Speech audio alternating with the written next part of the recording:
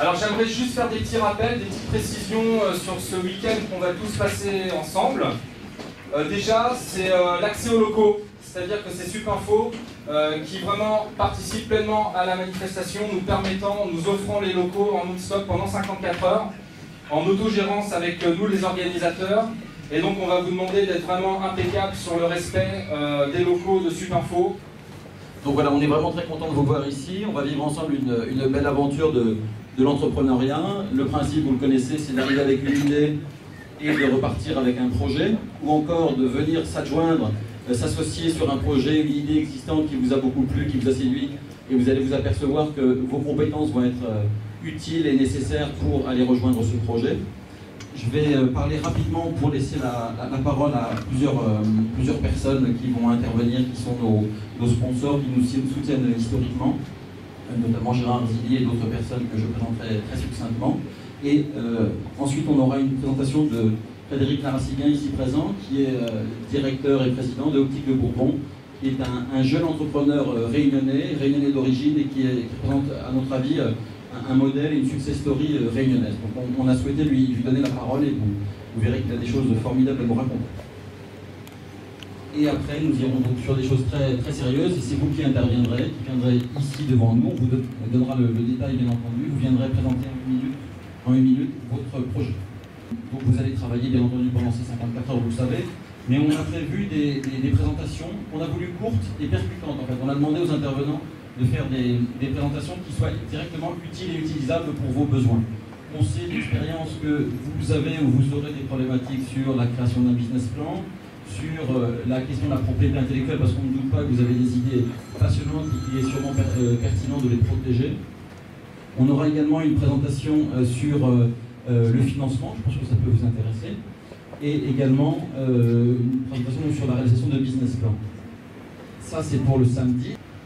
Et enfin, donc dimanche 28 octobre, c'est bientôt, fin des 54 heures, début des présentations finales à 17 h, et speech de clôture avec un buffet et du networking. Pour ma part, je serai mentor, et je serai mentor référent. Donc, je connais bien les mentors, donc je saurai, s'il est besoin, vous orienter vers les bons mentors qui correspondraient à votre besoin le plus important.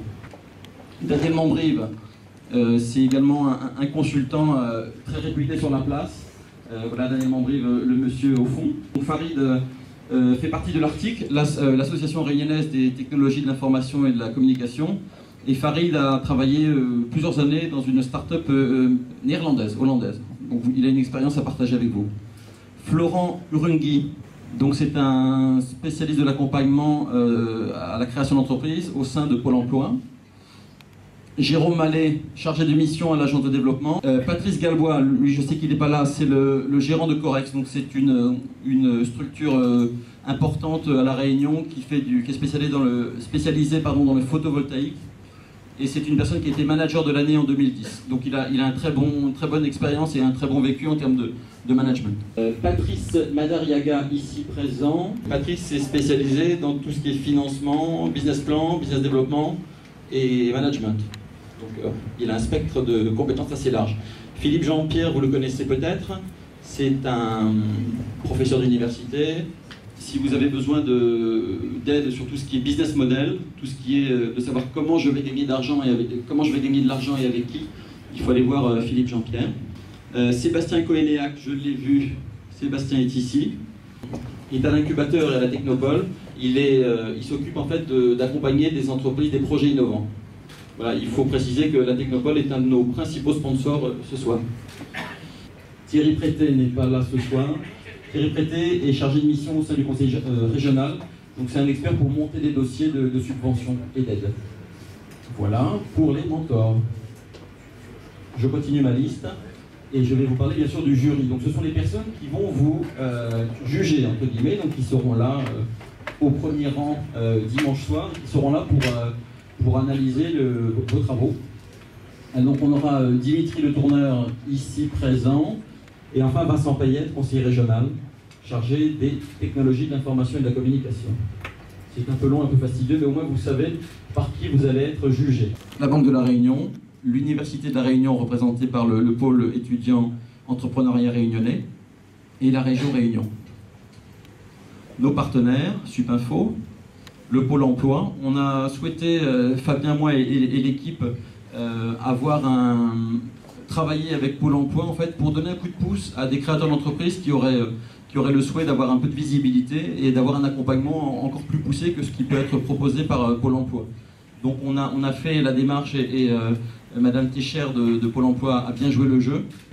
Les lauréats l'année dernière ont été très visibles, très sollicités. Ils ont eu deux des 4 lauréats l'année dernière ont des projets qui se concrétisent actuellement. L'un a déposé un brevet, le lauréat a déposé un brevet. Donc on n'est pas là pour, on est là pour travailler, on est là pour concrétiser dans la mesure du possible, dans la mesure où vous le souhaitez. Les critères, comment allons-nous vous juger? Comment vont-ils vous juger? Parce que moi je ne suis pas au jury. Premier aspect, la validation client. Il y a un point très important, on insiste maintenant, lorsqu'on crée une start-up, pour ne pas faire une start-up qui va être faite sur un coin de table. Il faut absolument que vous ayez, autant que faire se peut, y compris pendant ces 54 heures, un minimum de validation de la part de clients, de la part de prospects. Ça se traduit comment? Ça se traduit en termes de preuves.